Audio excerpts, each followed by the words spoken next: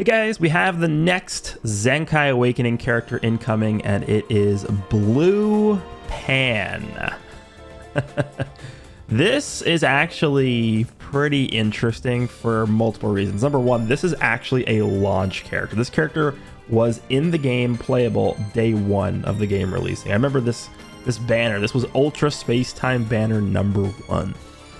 And this Blue Pan actually, I believe there was some kind of bug with Blue Pan back when she released, or really, really early on in the game, where she actually could get like pretty much infinite key recovery. And back in those days, you could sidestep and you wouldn't get penalized for like damage mitigation or combo compensation. There wouldn't be any loss of like, card draw speed or anything like that during your combos. So it was actually just ridiculously broken. So I just remember this Pan being like just actually too good back then. So this is funny.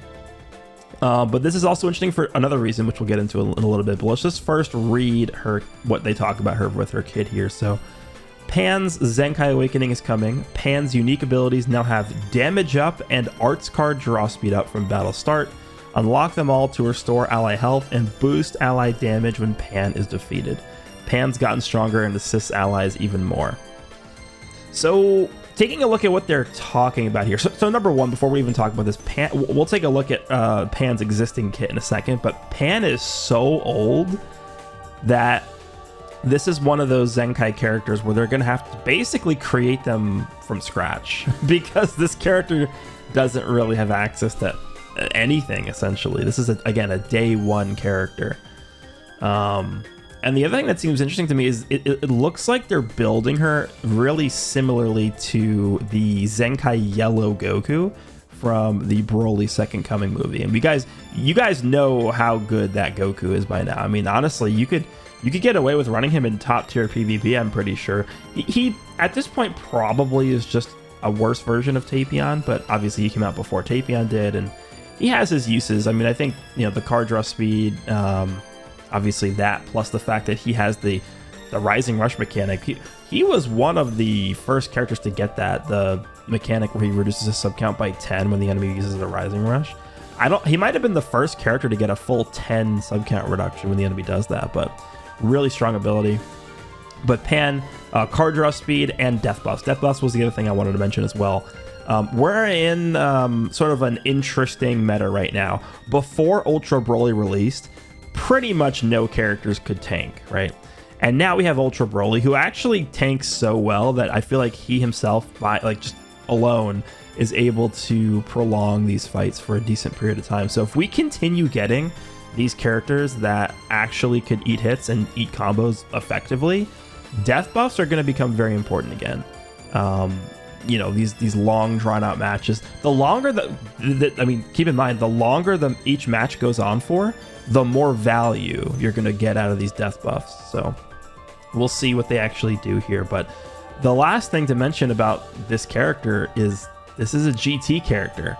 We just got Super 17 as a free-to-play character. I think it's pretty safe to assume that we're going to be getting some kind of big GT release soon.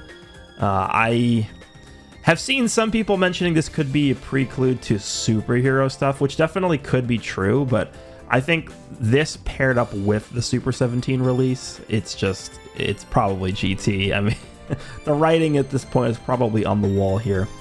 But let's quickly take a look at Pan's individual kit here, because this is going to be funny, because she actually is actually not even a real character at this point.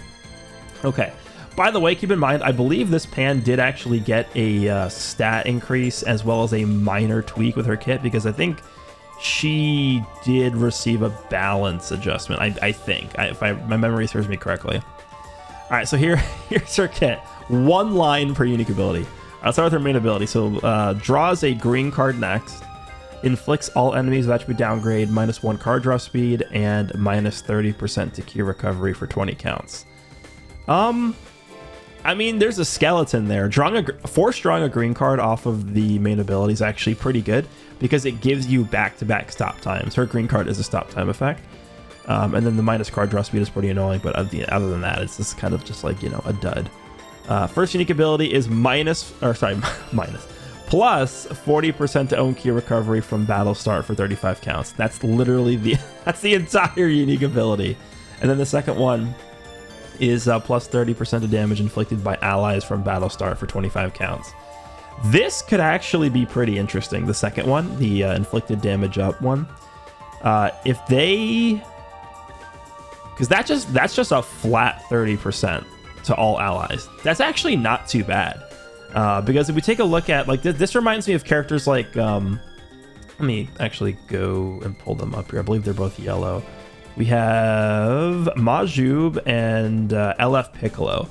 These characters always come to mind whenever I see, and also I guess also Purple Frieza too. Where's Purple Frieza? Right here. These characters, like Purple Frieza, for example, where is this? Applies the following effects to allies or your buddy from battle start. It's just 25% damage inflicted.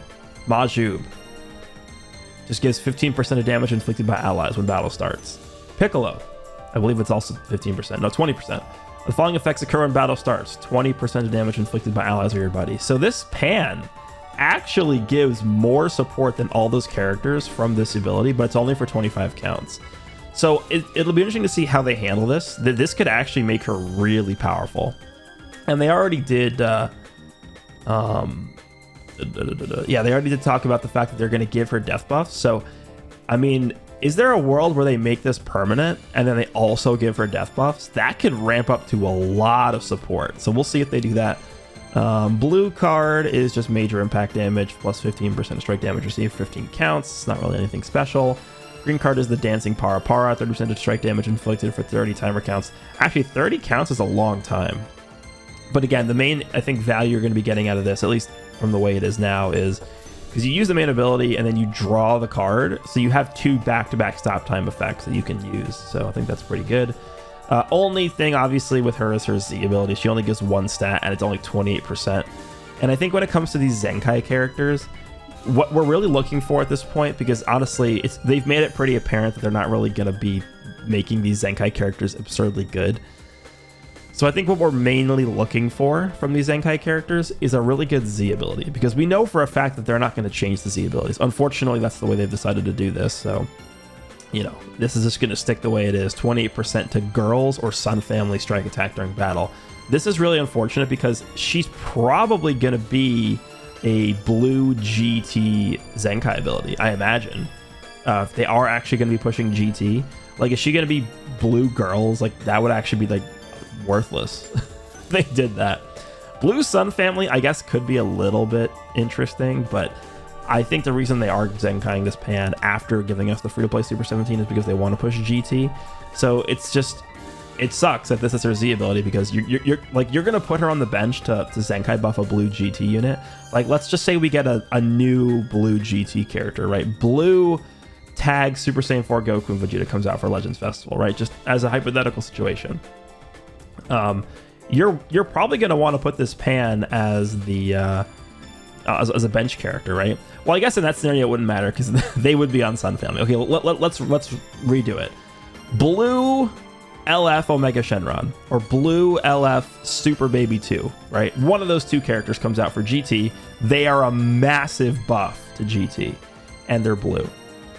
You're going to want to put Pan on the bench, but the problem is you're probably then going to be forced to then put that new character in the leader slot to get the Z ability from this Pan, because she doesn't actually help or buff GT with her Z ability. So I think, again, when we're looking at these Zenkai characters, that's the first thing I'm looking at this point, is how good are they going to be as a functioning bench for their teams. And I think that's one of the reasons why I actually do like how they did Slug. So let me go pull up Lord Slug.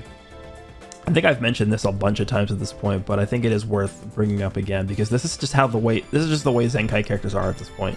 Slug already buffs regen, strike, and blast attack. So he's giving a double stat buff to regen already, on top of the Zenkai ability, blue regen, and then all these stats. So if you're a blue regen character and you have this Slug on the bench, this Slug is giving 68% to strike attack and blast attack to blue regen characters. That's what you want, right? You don't want the situation where you're bringing in Pan And you know, you're kind of like, okay, well now I can't really run double blue and get both the Z abilities and the Zenkai abilities from Pan because both these characters aren't really getting affected by the Z ability. So it's just a very weird situation. And I feel like that's just the main value that you're getting out of these Zenkai characters is their bench presence. And I mean, let's just go to the Zenkai list here. Like, we could take a look at a lot of the recent Zenkais. I think like this guy is probably one of the most valuable Zenkai characters we've ever gotten. Look at his Z ability. His Z ability is God Key and Future. A lot of these characters are on Powerful Opponent, which is what he's buffing here. So I think this is one of the better ones. Obviously, it would have been better if this guy buffed Powerful Opponent in the Z ability, but this is just a product of how old this character is. The Powerful Opponent tag didn't even exist when this character released, unfortunately. What else we got? Red 13. This guy is a terrible unit. Like, in battle, he sucks. But for the androids, this guy is insane. He's giving the androids, what is this? 71% to strike attack? 66% to blast attack? Like, this is what you need to make these teams good. You need these Zenkai buffers on the bench. And I don't really see Pan fulfilling that role for the GT team, even though she might be good enough just because of how bad GT is as a team right now. Pan as a character might actually be good enough to make it onto the optimal lineup of GT, depending on how good they make her. The last thing to do, I guess, is just to take a quick look at the actual GT tag. Right now, this team does not really have a very strong blue.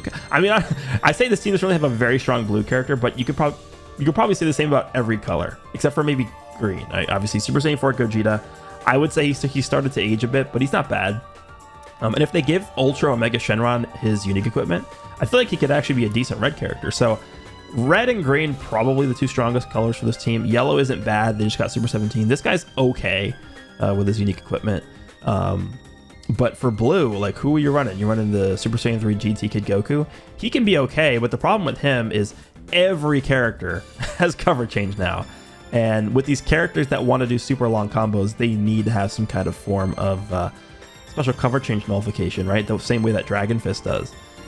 Yeah, new level of power ice is getting a Zenkai buff. I'm just assuming that she's going to be buffing blue GT. We don't know that for sure. It could be blue girls. That would be so bad. Oh my god, blue girls. Let's just pull up the girls tag real quick, just in case they do blue girls. Who's on here? Blue 18, blue Ribrianne, blue 21, Broly and Sheila. Like, you're not running this team. I'm sorry for all the girls stands out there. This team will never be good. It's just Dragon Ball is not equipped to make this team a good team, right? Obviously 17 and 18 can probably carry this by themselves, but then, like, who's the second best character on this team, right? Like, who is it? Is it Zenkai Great Saiyaman 1 and 2? Is it I couldn't even tell you. It's probably them, right? I don't know, them, and maybe this red 21 actually isn't too bad. Pan might probably become the second best character on this team once she gets her Zenkai here. And then I guess the last option is Sun Family, which could be interesting. I mean, there aren't really that many great blue characters on this team right now, but I mean, it's Sun Family. They're going to get better blue characters, right? It's always going to be getting buffs. So that is what we're getting this week. I guess it looks like it's just going to be Pan Zenkai here. They could do another surprise announcement, and if they do, I will make an update to this. But let me know down below what you guys think of the blue Pan getting her Zenkai Awakening. Definitely about time that we got this. It's been forever. I think this makes the last launch character without their Zenkai Yellow Pycon. Is that true? Yeah, I think Yellow Pycon is now the last character, the last day one sparking character to get his Zenkai. So more movies buffs incoming if they get him soon. But hope you guys enjoyed this one, and I will see you all in the next one.